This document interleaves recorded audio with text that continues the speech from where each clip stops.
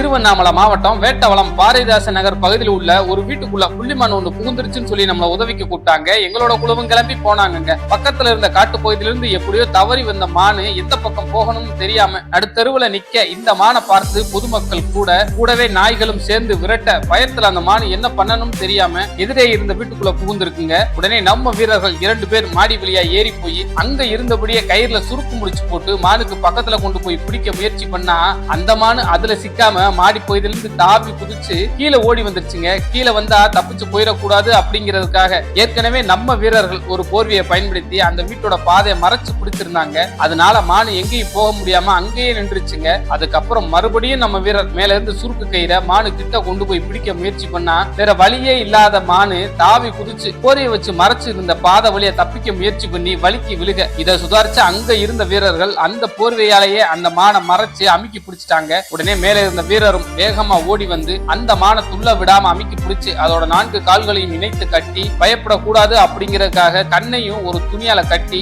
நேரா வேட்டவளம் தீயணைப்பு நிலையத்திற்கே தூக்கி வந்துட்டாங்க. அதுக்கப்புறம் வனத்துறைக்கு தகவல் கொடுத்து அவங்க வந்த உடனே அந்த மானை அவங்க வந்த வண்டியில பாதுகாப்பா ஏற்றி அனுப்பி வச்சுட்டாங்க.